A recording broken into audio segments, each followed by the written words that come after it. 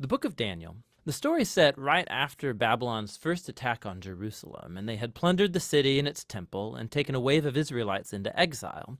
Among them were 4 men from the royal family of David: Daniel, who's later named Belteshazzar, and his 3 friends who you probably know by their Babylonian names, Shadrach, Meshach, and Abednego. This book tells of their struggles to maintain hope in the land of their conquerors.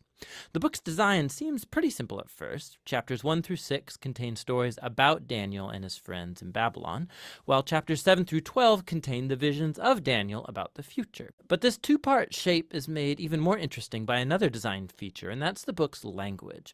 It begins in Hebrew, the language of the Israelites, but chapters 2 through 7 are written in Aramaic, a cousin language to Hebrew spoken widely among the ancient empires. But then in chapters 8 through 12, it goes back to Hebrew. This design shows how chapters 2 through 7 are a coherent section, but it also highlights the importance of chapters 2 and 7 for understanding the later chapters of the book. Let's just dive in. Chapter 1 introduces the basic tension of the first half of the book. Daniel and his friends, they're really wise and capable, and they're recruited to serve in the royal palace of Babylon. But they're pressured to give up their Jewish identity by living and eating like Babylonians and violating the Jewish food laws found in the Torah. So they refuse, and they choose faithfulness to the Torah, and it puts them in danger. But God delivers them, and they end up being elevated by the king of Babylon. After this begins the Aramaic section, which you'll see has this really cool symmetrical design. So first, the king of Babylon has a dream that, it turns out, only Daniel is able to interpret. It's about a huge statue made of 4 types of metal, and it symbolizes a sequence of kingdoms, and the head is Babylon. But then a huge rock comes flying in, and it shatters the statue, and it becomes this huge mountain. Now, this dream is the first of many symbolic visions in the book, and this one introduces the basic storyline of them all. Daniel says that the statue represents a train of human kingdoms following from Babylon, and they will all fill God's world with violence. But one day, God's kingdom will come and will confront and humble the arrogant kingdoms of this world and fill the world with the healing justice of God's reign and rule. After this, chapter 3 tells the famous story of Daniel's 3 friends who refuse to bow down and worship a huge idol statue, which, like the statue in chapter 2, represents the king and his imperial power. And so the friends are persecuted. They're thrown into a fiery furnace, but God delivers them from death, and they're exalted by the king, who now acknowledges their God as the true one.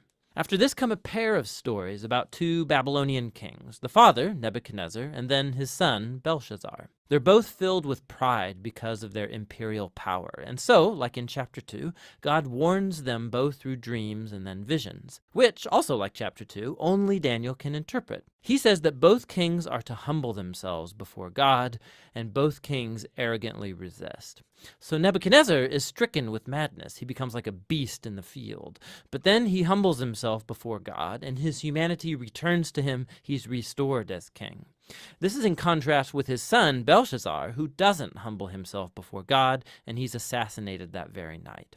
Now, these 2 stories draw this imagery from Genesis chapters 1 and 2 and Psalm 8, where humans are depicted as the royal image of God. He's given them authority to rule over the beasts of the field and the birds of the air on behalf of God, who is the world's true king. But when human kingdoms forget that, when they rebel and make themselves and their power into a god, they become less than human, like violent beasts who will face God's justice.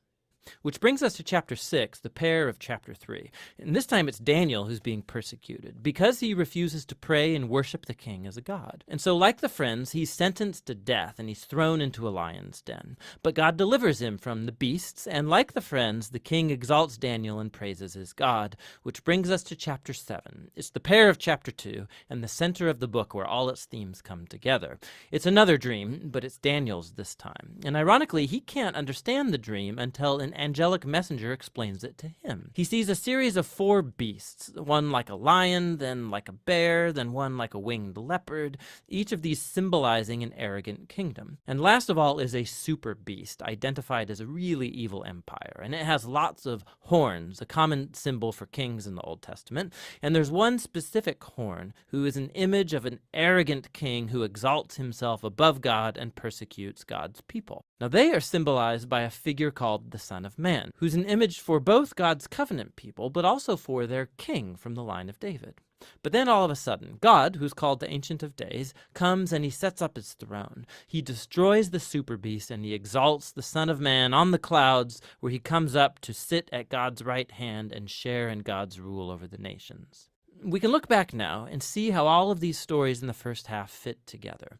The three stories of faithfulness despite persecution, these are meant to offer hope to God's suffering people among the nations.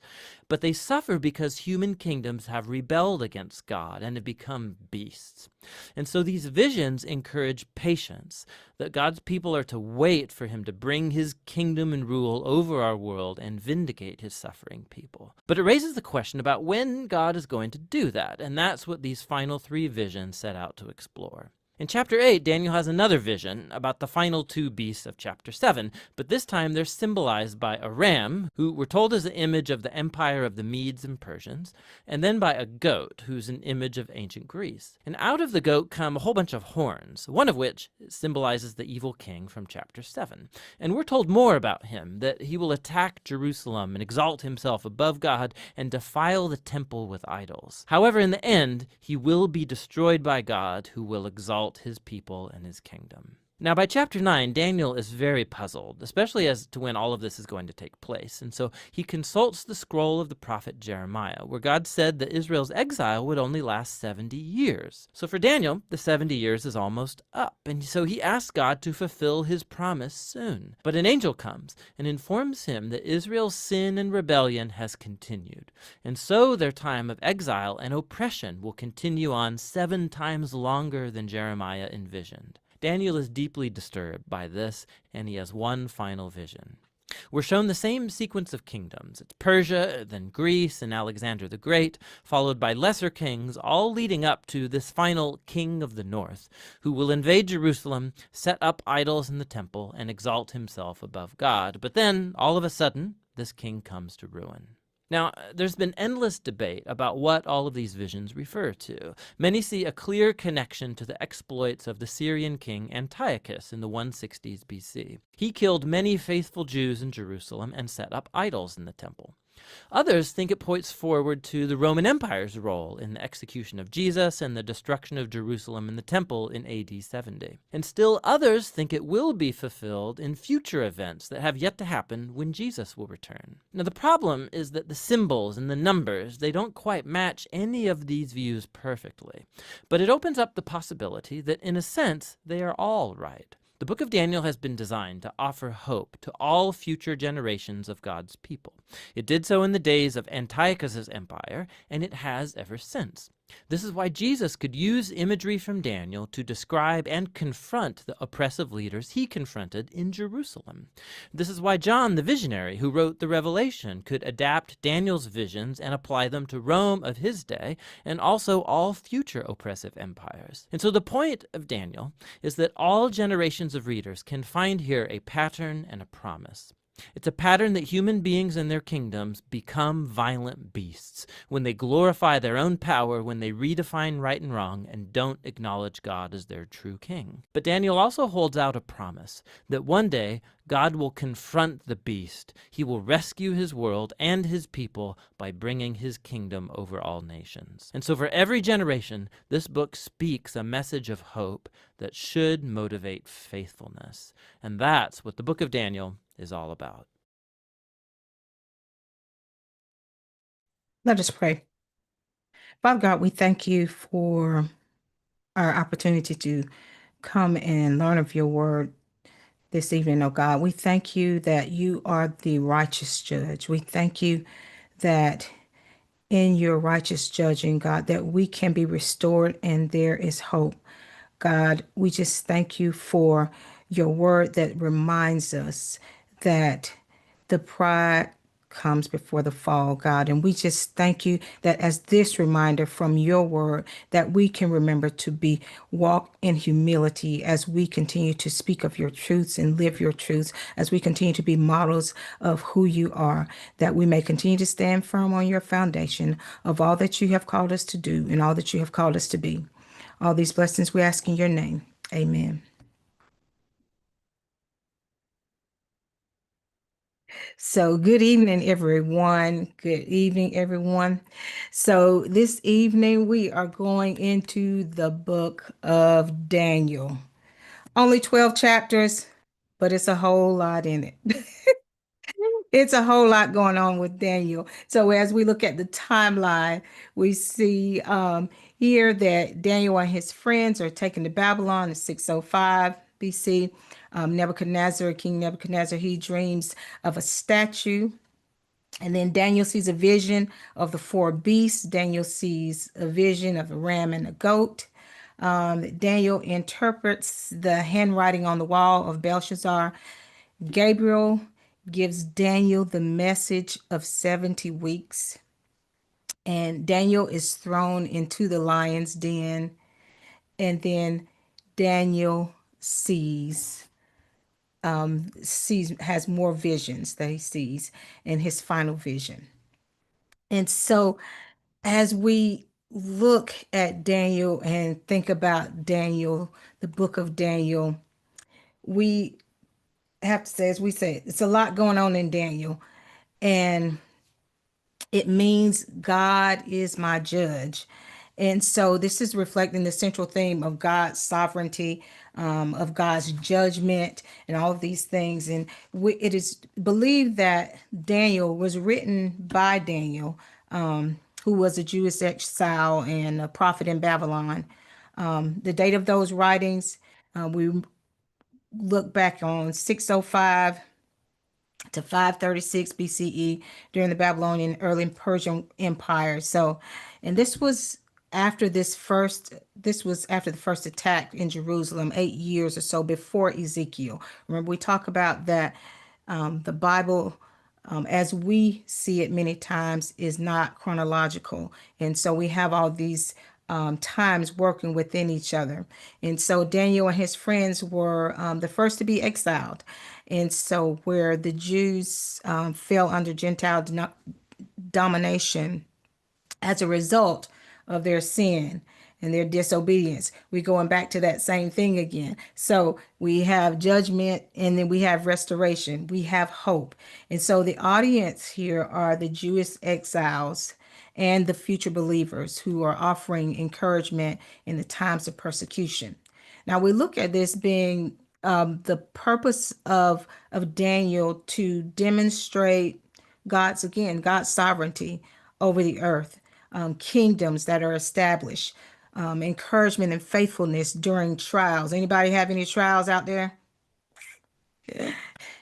But then that we are revealed by God's ultimate plan. We can see from history, time and time again, how God continues to bless, how God continues to restore, even when there's chaos over here, even when there's confusion, even when there's famine. God still reigns. God is still in control. And so our central truth, if we go back to our workbook, says that the central truth is that the Most High ruleth in the kingdom of men and giveth it to whomsoever will. Again, meaning that doesn't matter what it looks like, doesn't matter what it seems like. Yes, Sister Tammy, God delivers us through it all. God is sovereign. God is faithful, even in persecution. God has divine judgment, unlike man. And God is coming back again. And so, as we look at our historical context of this particular writing was done during the Babylonian exile when Judah was under foreign rule, reflecting different challenges, different problems, where they had to, even regardless of what was going on, they had to maintain their faith. Because guess what? Now, okay, I believe in God, but now I've been placed in a setting that are pagan believers. They are pagan worshipers. And so, although this was the first attack in the leadership under Nebuchadnezzar, Babylon was gaining this steam. Like it was, they were gaining this power. He continued to seize these different places. And so they were expanding. They were getting more land. They were capturing more people. And that allows them to conquer. It allowed them to conquer Egypt, which was just right around the cusp of Jerusalem, Judah. And so that was giving them easier access in order to get the people um, in Judah. And so our outline, and when we talk about the structure of the book of Daniel, there are two parts that, if you remember in the video, it talked about the historical narrative, chapters 1 through 6, and then the prophetic vision 7 through 12. So 1 through 6 is talking about God's provision, how he continues to provide for his people. And then we go into that portion where it is okay, so if this is it, if these stories about Daniel and his companions are demonstrating faith, faith under pressure, faith in persecution, faith in a pagan land. So, what is this second part about? The prophetic vision of how the apocalyptic visions are revealing God's sovereignty, revealing of who is this God, who is God, and what in our future events, how will he be established in this moment? Now, Daniel it's uniquely bilingual in the sense that the first chapter of Daniel was written in Hebrew. Second through the seventh verses, second through the second chapters, I'm sorry, were in Aramaic. And then 8 through 12, it goes back to Hebrew. So, and it's kind of believed that the Aramaeans, they spoke more of a divine language. That was Aramaic was more of a divine language. So they were all about the cosmic. They were all about the vision portion. So maybe it was only that portion. It's believed that it's the portion between chapters 2 and 7, because that talks about a lot of the visions. That's why that portion was in Aramaic. It's just like you choosing a book to read, but you don't like the first chapter or the last chapter, but you love the middle because you can understand it. And so you read those middle portions of it. So it's thought that that might have been why this particular portion was the book was set up this way. So our key divisions of Daniel are that there are faithfulness in trials, and there's a history. God has a history of bringing his people out. There are a couple of key events, some key stories we've heard in Daniel that we're going to talk about tonight. One of them, of course, where Daniel and his companions, they were refusing to defile themselves.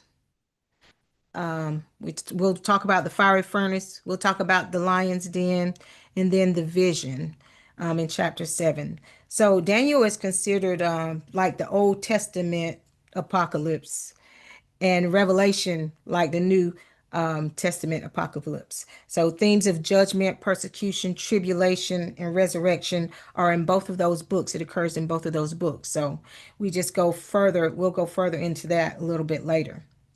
Let's go ahead and start with Daniel 1. We begin the book of Daniel, chapter 1, with information that King Jehoiakim was taken into exile and Jerusalem was besieged because of their disobedience. Now, we keep doing this same thing back and forth. We keep going back and forth. But if you remember, Jeremiah warned them, look now, hey, get your stuff together. He said, if you do not repent, God will bring the nation of Babylon to take your land and to capture your people. Now, not only did Daniel and his friends get brought into Babylon to serve the king Nebuchadnezzar, but there were also some articles of the house of God that were brought in. They were taken from the house of God, and guess what? They were turned over into a pagan temple. They brought the house of God's materials, the house of God's articles into the pagan temple. So they took them from Jerusalem and brought into Babylon's into their their corrupt temple that had a whole lot of things going on there. So we go back to First Samuel when we know how this turned out when they carried the Ark of God and Dagon's temple. What happened to them? That turned out to be a whole mess. You know, when you take something that is of God's, and this is just even in our lives now, it applies to us today. In this context, just like in that context, when you take something that belongs to God, but or something that is of God, and you place that and mix that up or try to mix it up with something that is not of God, it's like oil and water. It just doesn't mix. So, in that sense, we know that it does not work out. And so we will see exactly how this turns out, which we know it doesn't turn out good. So, when we look at Daniel was really a baby.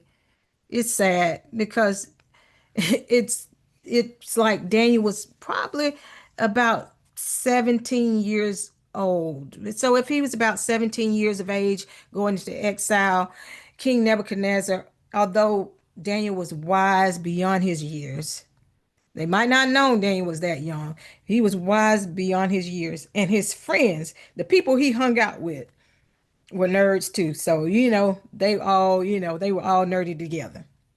And so Daniel, just a baby at 17 years old, I wasn't thinking about being wise in necessarily in the things that Daniel was, but when he was taken from his family, he lost his family, removed, only a few of his friends came with him.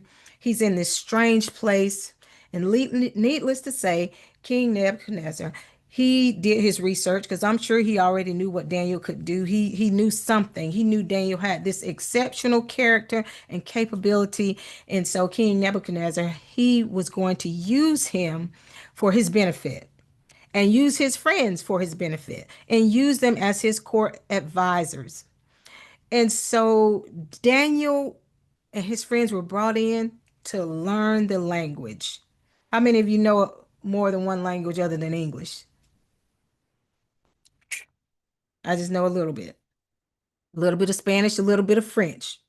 But Daniel, he took the language of the Chaldeans in Babylon and he learned their language. Come, come on, Esther. All right, it's just Tammy.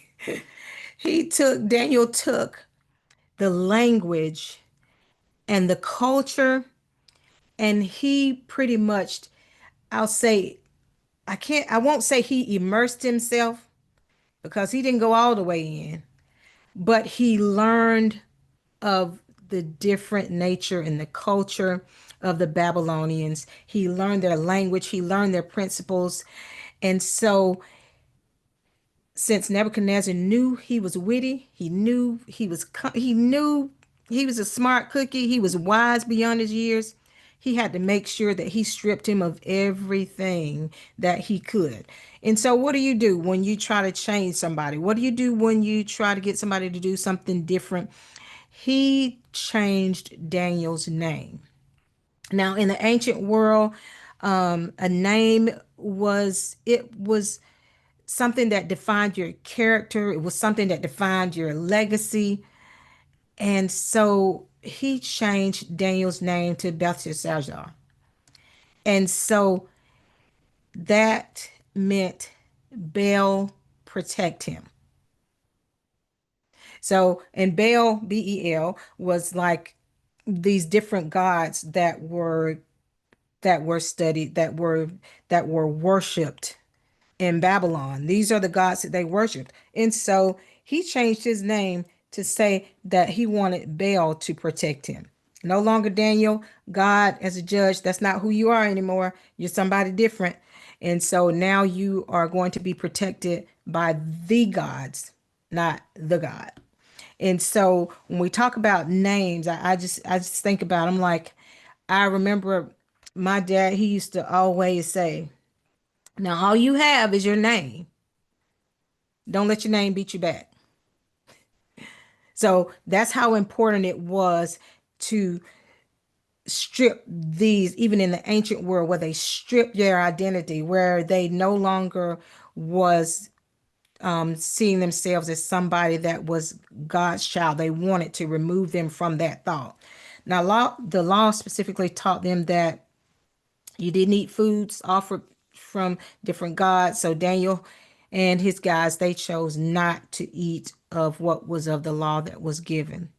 Now, this suggested that as he appealed to the guard to allow him to eat these vegetables and drink water, that the guard, he kind of went ahead and agreed with him and said, okay, we can do that. And God made sure that he favored Daniel for his obedience in not eating. He ate what was healthy unto God and not was healthy unto the Baal, the god of the Babylonians. And so this even showed how Israel suffered when God witnessed obedience, that he still blessed Daniel. He still blessed Daniel's and his friends. Daniel was highly favored because they were sharp, they were wise, they knew more about the culture than the people that were in Babylon. And so it made King Nebuchadnezzar look at them and say, they're sharp. I'm going to promote them. They didn't do what I asked them to do. They weren't eating like I expected them to, but they are sharp and wise beyond their years. And so they were blessed. This was not the plan of man, but it's what happens when we go by God's plan. God is in control. Sticking with that theme, God is sovereign, and he makes sure that he takes care of his people. Now, as we continue in the chapters, Nebuchadnezzar is in this point where he is in a dream. He is dreaming and he needs this dream interpreted. And so he goes and says, whew, okay, I need this dream interpreted. So I want my counselors to tell me what this dream is about. But Nebuchadnezzar, he was pretty full of pride. So he doesn't just want them to tell them what the dream is, what the dream to interpret it. He wants them to tell him the dream because he doesn't really trust him. But he trusts Daniel and his guys. He doesn't trust his own people who are supposed to be his own people. And so what he does is he said that if they cannot tell what my dream is and can't interpret it for me, I will cut you into pieces and make you an ash of heap. In other words, I'm gonna burn y'all up. I'm gonna cut you up and I'm gonna burn you. That's pretty much what he was saying. And so as his own counselors, they didn't have that power. They tried, but it didn't work. They failed. And so they realized, okay, look, King, we can't do this. I mean, it's impossible. The only people that can do this is the gods. The gods are the only people that have this control.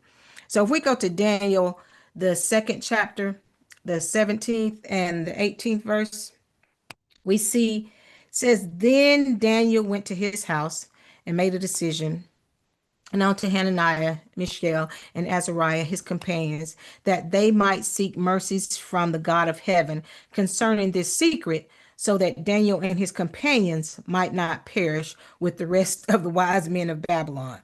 So this scripture is going into after the others burnt, because King Nebuchadnezzar, he wasn't hearing that. He's like, okay, you can't interpret my dream. You can't tell me what the dream is. He killed him.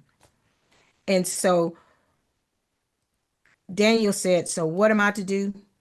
He did the thing that we should do as Christians, as believers. He went to get his people together. He got him a prayer chain going, and they went to pray and to ask God for the help, because they knew that is the only way that they were going to get answers. And so Daniel 2 and 20, we go to Daniel 2 and 20, said, Daniel answered and said, blessed be the name of God forever and ever, for wisdom and might are his. Now, Daniel praised God because guess what? After they prayed, He had a dream, and boom, God told him what this all was about. And so, how many of you have ever been to a point where you're in a situation that you know there is no way in the world I'm going to get out of this and I can come up with any answers? God, I just don't have an answer for this. I got a lot going on, but there ain't no answer for it. And so they prayed and God gave them the answer.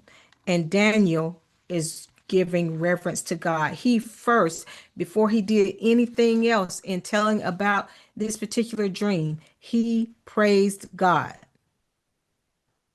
He praised God, and he came back and told of how great God was in reverence. He reverenced him and honored him for what God had given to him and done for him. Daniel told and interpreted the dream and an interpretation showing that the dream meant that the statue that was represented were world kingdoms that will eventually be destroyed by the kingdom of God. God of the heavens granted the king sovereignty, and he said Babylon would not last forever. He was reminding the king Nebuchadnezzar, "Oh, you're up today, but tomorrow you may not be. Like you're doing good right now, but you may not be." So this is all again about us trusting God to have control of our life. If you remember in the book of Daniel, that it has patterns to it. One kind of stands alone, 2 and 7 run together. Chapters 2 and chapter 7 run together. Chapters 3 and chapter 6 run together. Chapters 4 and chapters 5 run together. And then we have 8 through 12 alone, it's pretty much standing alone. So as we know this next chapter where we have King Nebuchadnezzar did not listen to Daniel. He did not heed what Daniel was warning him. And what does he do? He told him, he said, okay, this is not about you. You have too much pride. You gotta, you gotta let this go. You gotta give God all that he is due in reverence. But King Nebuchadnezzar, he goes and replicates that same dream that he had, the statue that he had in his dream. He goes and replicates that 90 feet high statue,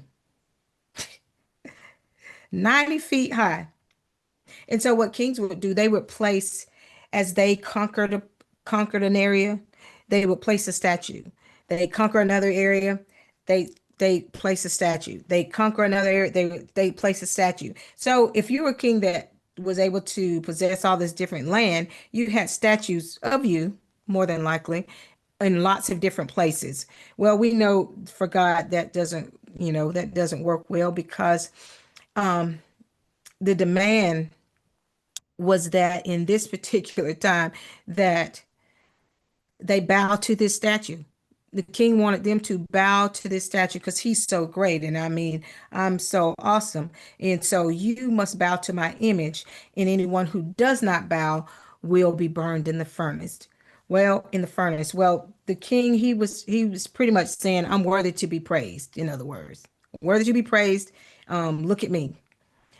When we go to understanding that he was asking the people to do this. We know Daniel and we know Daniel's people. We've seen this before. Daniel's not going for that. He's not falling for it. That's not my God. I won't do it. Well, even his friends this were of the same belief. So when we think about that, they refused to bow, and so everybody is jealous of them because they don't want to bow. They don't want to bow to some statue that is not who is their God, who they knew. And so when they refused to bow, the others were jealous. And the others, such as the other people, they were already jealous because they get every time they can, it's like they bend the rules or they don't follow the rules, they get promoted. Like, wait a minute, they're not doing what you ask them to do. I promote you. And so it's that coworker that may be on your job that they just seem that they just won't follow the rules, but they get the promotion? Is that kind of sort of thing. And so, of course, they were like, man, look, I'm not doing, I'm not, I'm not bowing. And so the king comes to them and confronts them and says, "Pfft, okay. So if we go to Daniel 3 and 15, and it reads, now if you are ready at the time you hear the sound of the horn, the flute, harp, lyre, and psaltery in symphony with all kinds of music, and you fall down and worship the image which I have made good. But if you do not worship, you shall be cast immediately in the midst of a burning fiery furnace. And who is the God who will deliver you from my hands?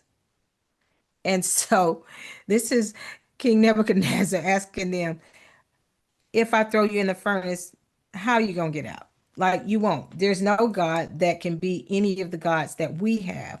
There is no Baal that you can see, that you can worship to. Nobody that can go against what I'm about to do to you. And so his plan is throwing them into the furnace. And he didn't just have the furnace up hot. He told them to turn it up, turn it up, turn it up. He had them turn it up 7 times higher than it was supposed to be. It was so strong that the men who were supposed to be throwing them in, it burned them. So, I mean, it was really hot. And so in that, as he threw them in there, he was like, they were still there. He still saw them there. But not only did he still see them there, he's like, wait a minute. I see somebody else.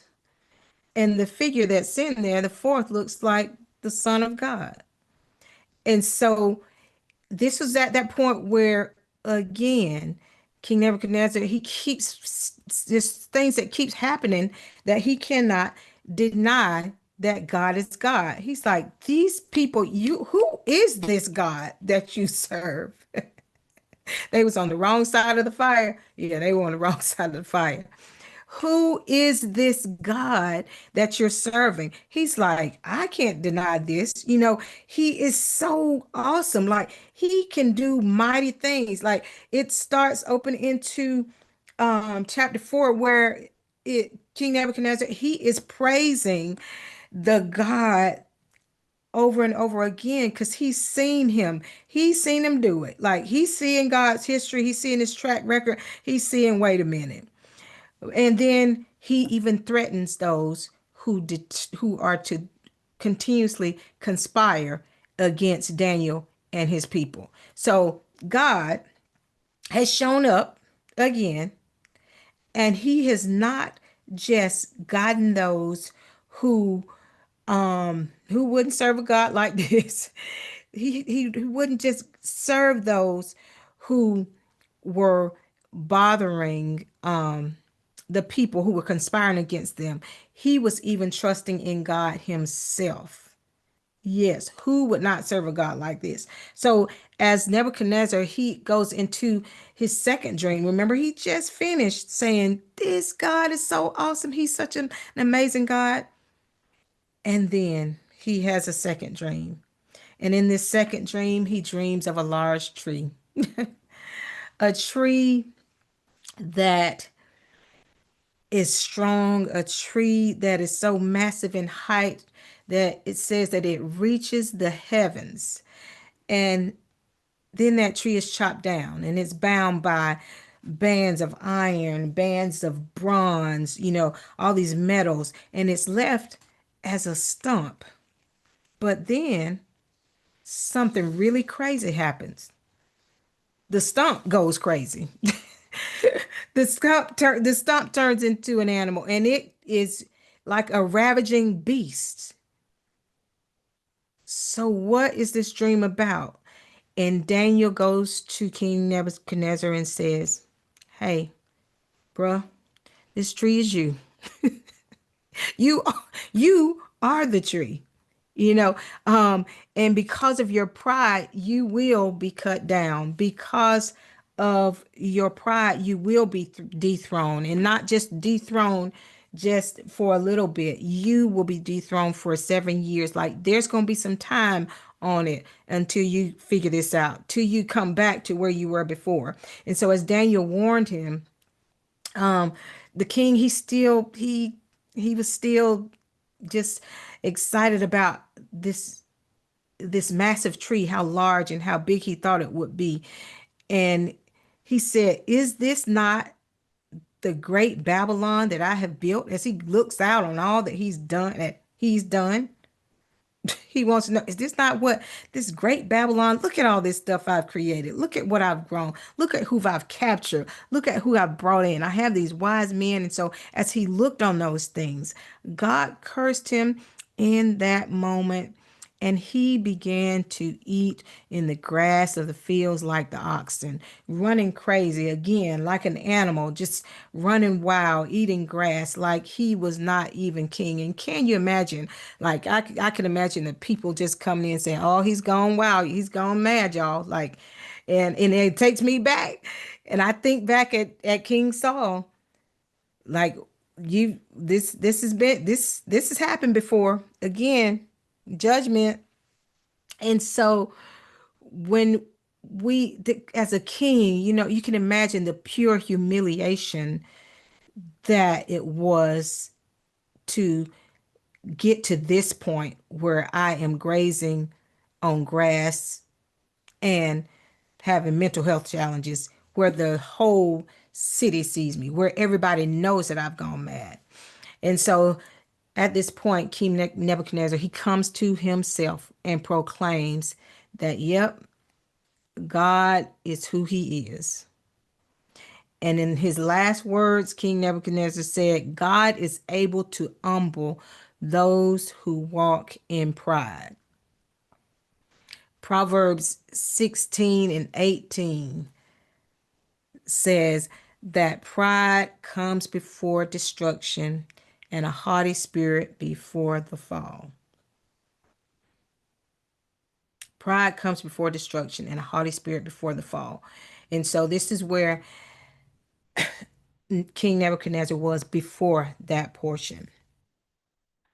And so, as if this was not enough for people to see, because we still have the people of Babylon watching, we still have those in exile, they're all watching, they see what's going on.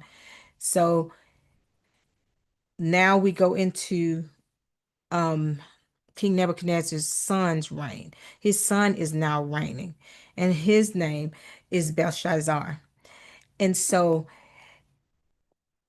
he was King Nebuchadnezzar became a believer. He did turn back. He was restored. Yes, he was restored from that. And that's from the state that he was in. He came back and recognized God to be who he was. Like, this is a God, this the God you serve. He was all about who Daniel served, because God had proven time and time again of what he could do. And Daniel, remember, Daniel warned him. He said, "Hey, if you don't get your stuff together, this is what's going to happen. You are that tree." And so he knew, that was the confirmation that he knew, oh, wait a minute. So he was piecing that together and realized that what he said was true. That's how he came to realize that this was the true God. This was God. And so in that, um, we see in this portion where it starts to take a turn, because um, remember, chapters 4 and 5 are sorted together. We have King Nebuchadnezzar, that was chapter 4. Chapter 5, King Belshazzar is his son. Now, as parents, we always want our children to do better. We always tell our children, "Man, I'm telling you this so you won't fall into the things that I fell into. I don't want you to go through the troubles I went through. I just need you to listen to me. I just need you." And even if you don't listen to me, see my story and do better.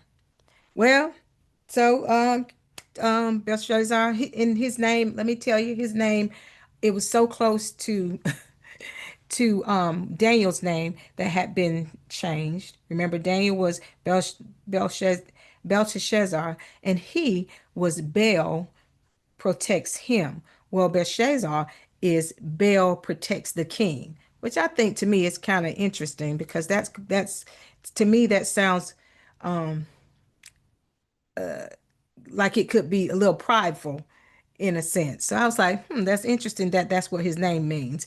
And so we remember that the Babylonians had taken some articles from from the house of God. Remember when they were um, getting the people, pulling them from Jerusalem and bringing them to Babylon, when they were taking them into exile, they not only took, remember I told you, they not only took some people, they took some articles from the house of God. So they had some goblets, they had these things, and guess what? So Belshazzar, he didn't respect the temple. He was just all about the pagan temple and having a good time. And so, well, here they are. These people show up, it's having a party, and Belshazzar is using the articles like the goblets to drink wine and have a party and just all kinds of things, women, concubines, just it was a whole lot going on in that sense where it's kind of like us um being disgracing the sacraments or disgracing communion instead of us having um can't miss communion Sunday, we having these outlandish doing all these outlandish things in church during communion during the sacrament. That's kind of if you can picture it in this in our context, that's what it would be like. And so, God was not pleased. You won't take his articles from his house, take them into this pagan temple, and then make a mockery of my people because uh in the scripture it talks about how he was talking to Daniel, and I could just see, I could hear him like, hey, you that guy that my daddy talked about, you that guy my daddy, he talked about, he's helped him, had a dream and he interpreted his dream. It was that, and to me it was like some type of uh the condescending manner. He was talking in that manner. And so in that, God gave Daniel a word for him, a word and a warning. Daniel reminded him, hey, look, here he goes again. Look, bruh, do you remember your father? Remember what happened to him? Remember how he was grazed, how he was brought low. Remember how was pride, he was prideful. And guess what? Daniel told him that God said, God will hold your breath in his hands. I'm like, oh man, that's bad. I mean, because that goes for us too now. That's not just in that context, that's for us too. We have to live for God. We have to understand that God has this power above all things. And so in the midst of their doing what they were doing and celebrating and celebrating with the sacraments and the articles from the house of God, there was this handwriting that was written on the wall. Mene, mene, tekel, parson. And as you read this, it is telling that your days will be numbered. Now, if I was there and it just in case some handwriting showed up, I'm probably about out of there. I don't even want to know what it says because I know it is not good. I know it's not good. And so in that, this was the warning, like your days are numbered. And it was saying that your days are numbered, Belshazzar, and like the countdown is over. Like you've played with God long enough. It's time for you. It's time for you to go. Not only will you be brought down, but your kingdom is going to be split. Like, that's it. You're going to be divided. And so that very night, Belshazzar, he was assassinated. And King Darius of Mede, just as it was interpreted, came and took the kingdom. And so through this father and son, we get to see both sides of submitting to God, rebellion, listening, taking in to what God is saying and saying, look, you better get your stuff together or else this can happen. And so it's just a pattern again of judgment, restoration, judgment, restoration, judgment, restoration. And then we continue to understand that when we end up submitting to something, God can't, depending on what side you're on, when you end up submitting to something, you're still going to submit to something, whether it's life, eternal life, or whether it's death. Those are our two choices. When we submit, we have to submit to something. And so as we continue in this, we understand that God, He is just in in so much of these lessons that as we continue to go further in this book, I know everybody knows, children know this story, Daniel and the Lion's Den. And it's again another portion where the conspirators have come out, all the haters are back out again, and they are trying to figure out what in the world, why is every time Daniel does not do what these kings are asking him to do, and he continuously gets promoted because they what they don't where they still his these people who are the conspirators still have not understood that Daniel serves a God. He was serving a God that it didn't matter what you did, he still was the answer. He was continuously the answer, the answer. No matter what problem you put, he was continuously the solution, the solution. And so, again, here we go again. The conspirators come. They want to make sure that Daniel, because now King Darius, he makes him, oh, he's at the top now, because Daniel is slowly making his way up to to the ladder, up the ladder. He's at the top of the food chain, close to it. So he has gotten to the point where King Darius, he's like, you're gonna be one of my key men. I need you right there with me.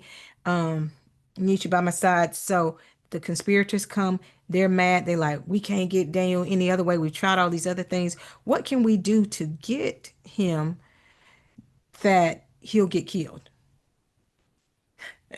So there was one thing that was sure for Daniel, and that is that Daniel was always going to go on the side of God. He was consistent in it, consistently. And so he was so consistent that even those who were non-believers, they believed that he was going to be consistent. It was crazy. Like, so they're like, there's only one way to get rid of him, and that's we got to find out a way to get him killed. And that's the only way to get him killed is to catch him doing right in the wrong.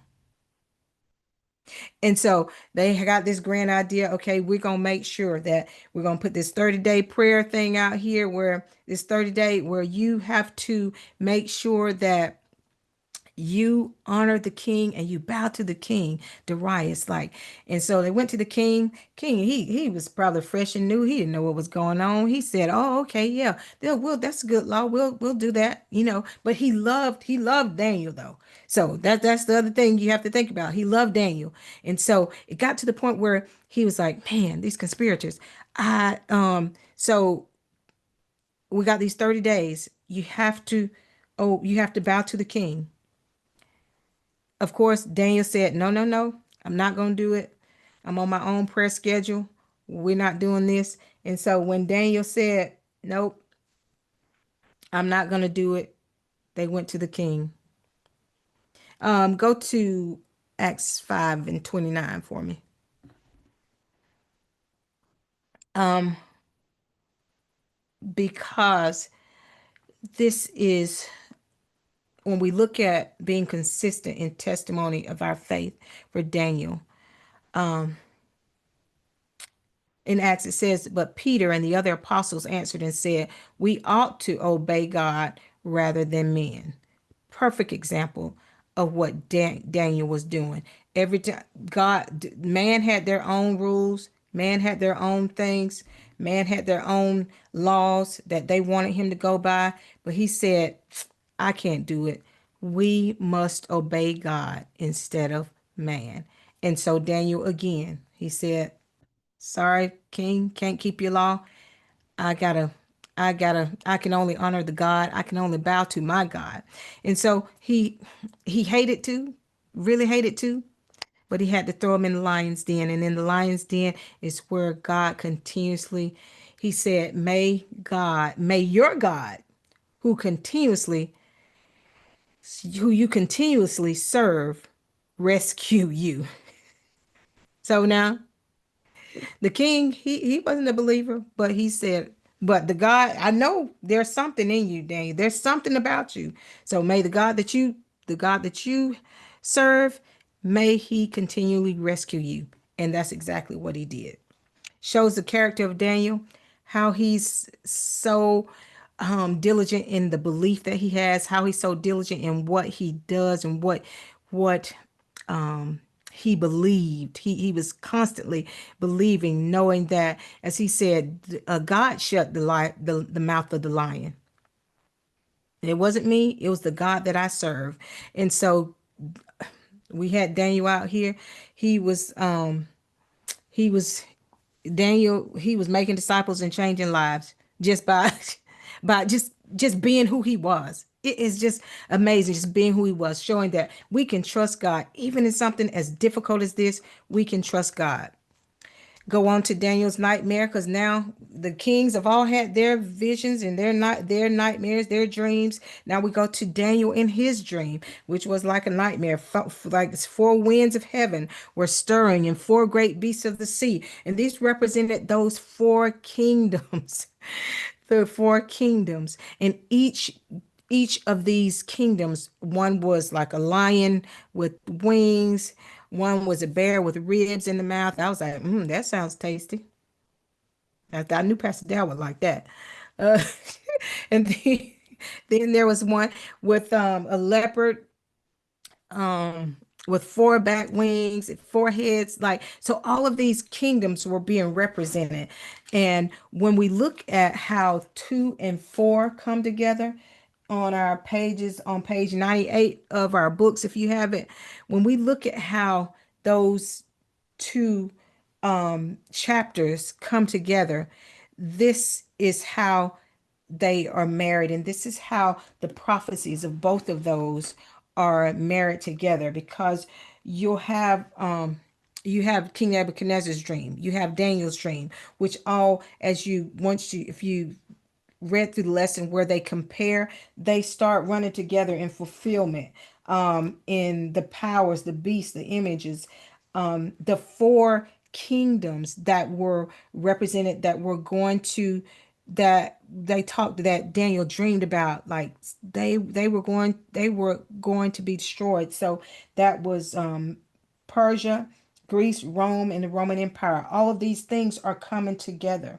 And so, in those, even the body parts of the animals and the beast, all of these things coming together as like, wait a minute, this is like the same dream, but not really.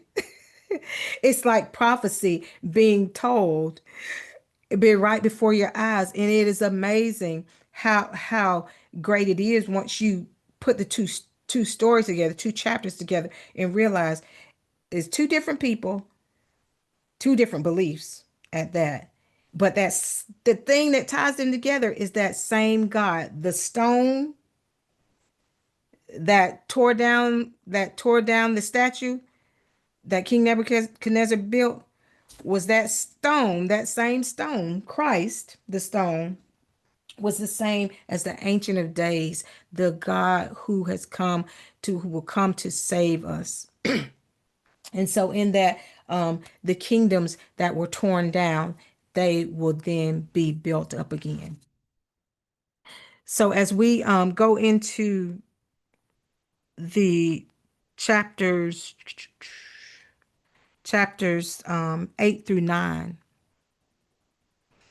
this is the closing of Daniel, and it's a series of visions that have come to close out this entire book. The series of visions that at this point, even in the video was talking about how Daniel, at this point, Daniel was puzzled. He like, I don't know what's going on. Like, this is a whole lot. This is a lot. And I hear God. I know who God is. God is, I trust God. God is in control. And I'm still trying to figure out, wait a minute. So what's happening next? Because I know from my dream that the kingdoms will be torn down and there was a God that is going to be on the throne. In his dream nightmare, it was not just the beasts that were there, but there was a God, there was a being that was on the throne, which represented God, who was going to be the part, because it was surrounded by fire. Like there was, then the Son of Man was coming. There were all these things that were going on in the dream. And so these series of next visions that were coming up were like what was coming was what was coming next. What's going to happen next? So I've seen all of this. So what's going to happen with this world that is left from exile, that world that has been this from these visions? There's different visions, a vision of the rise and the fall of the Persians, going back to the Persians, the rise and the fall of these kingdoms, the rise and the fall of these nations.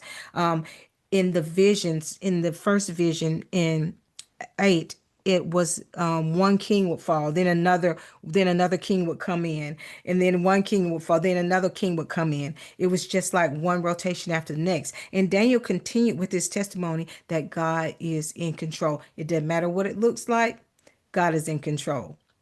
And then the other vision where Daniel had prayed and he had gotten to the point where he read Jeremiah. And so when he was reading of what Jeremiah said, it was the part where Jeremiah had prophesied, thinking Jeremiah 29:10, I think it is, where he said, "For thus says the Lord, after the 70 years are completed at Babylon, I will visit you and perform my good word towards you and cause you to return to this place." Now, Daniel, it's like you're sitting there and he's remembering, wait a minute, Jeremiah said that 70 years Babylon was going to, 70 years. Wait a minute. It's time has passed. So we're at this point. We're close to this point. And then Daniel's like, I'm going to pray to God and I'm going to intercede for my people that God will forgive them of what they have done. And so God will now save us and bring us out, deliver us. And then he realizes that the seven, the 70 years was the prophecy of the 70 years was the prophecy of the 70 was really 70 weeks. And so in that, it outlines the timeline of 70 years is 70 weeks, I'm sorry, is 70 years. So it came to the point where it was 70 times 7, which is 490 years. And so there's some different beliefs on whether this is whether this is the time when the Jewish people would be redeemed, and the Jews would be unfolded, like they would come to a time where they are brought out of exile. And so Daniel was reflecting on the 70 times 7 and understanding that as he prayed and revealing that this is not exactly what he thought it was, it's God had a different plan. Because if we go back, we understand that God had um, God had already told them, right, with the number of 70, it was it was not chosen like, okay, it's 70. It's out of thin air. Like over the years, Israel had disobeyed the law over and over again. When they disobeyed the law, it required them to be unproductive every 7 years. And so when you look at it that way, they didn't just sin one or two times. It was like over and over again. So it's kind of like you starting back over and over and over and over. And so it got to the point where it was 490 years. And so it was 70 times, 70 missed Sabbaths. Because if you remember, it said that the Sabbath was at that point where it would be seven years for those Sabbath days. And so in that part, they kept sinning and it extended their time to, even though Daniel prayed, even though he cried out, even though he interceded again, God is in control. So the 70 weeks is literally 70 sevens. And it's hard to understand because it's Hebrew. It's not like our the way we see time necessarily. It's Hebrew. And so in those seven, what will God accomplish in these times? What is God going to accomplish in this 490 years? There'll be an end of the rebellion of Israel. There's going to be an atonement from Jesus. There's going to be everlasting righteousness coming. Like it was believed that all of these things would happen. And the angel, because Daniel, it was so puzzling to Daniel. That's how Gabriel, when it says the angel was sent, that's how Gabriel came into the mix of it because he was the one that helped to explain him. This is not going to be what you thought it is. It's going to be much longer. And so for that period, it was there was going to be a rebuilding of Jerusalem. There was going to be, like I said, Jesus coming. And so in that, the angel Gabriel explains that to Daniel.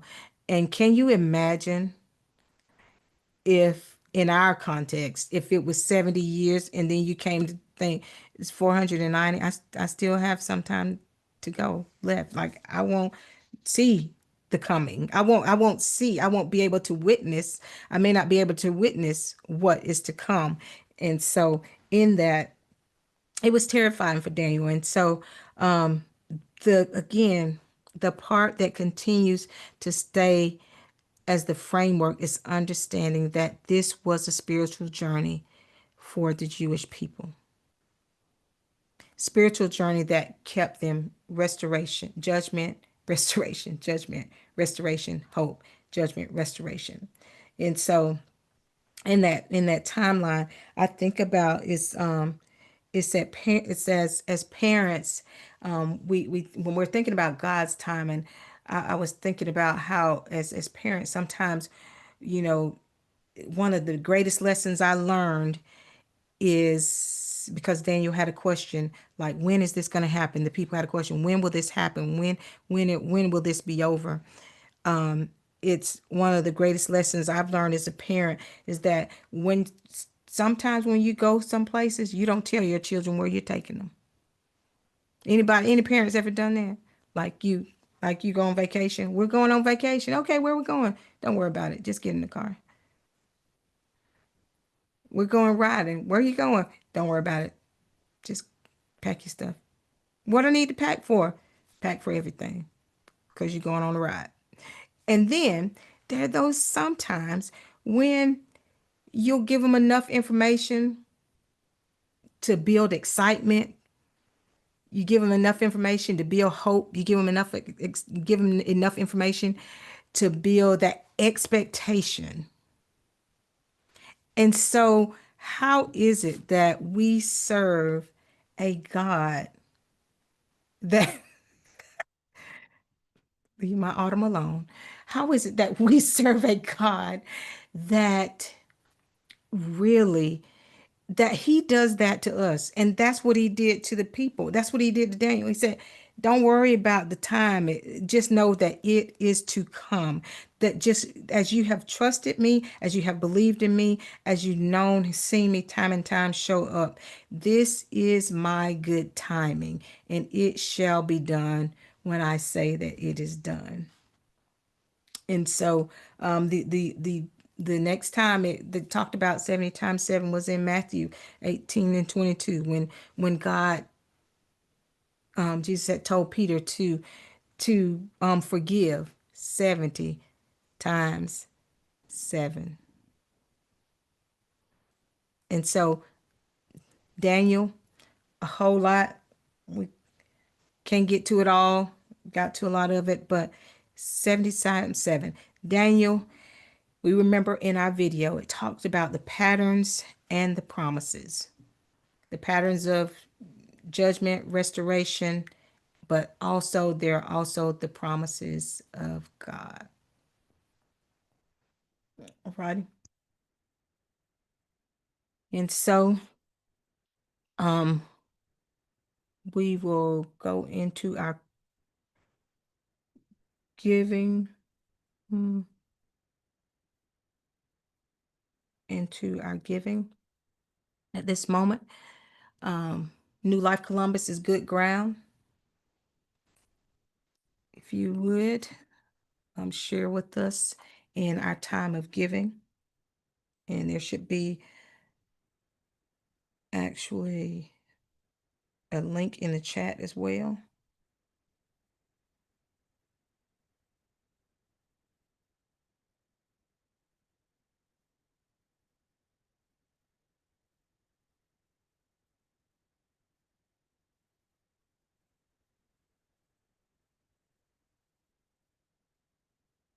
We thank you for connecting with us at New Life Columbus. If you are new to Bible study or new to New Life Columbus, if you would, should be a link to our link tree in the chat that is dropped in the chat. And if you'll get that and click on it, it gives you the information about our church, our services, and anything you need right at your fingertips. If you have need of prayer, also, we have the prayer link that's there.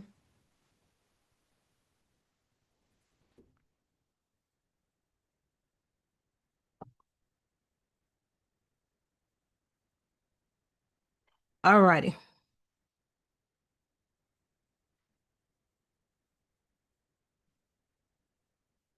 Thank you for your giving. If there's nothing further, we will go offline and open the floor up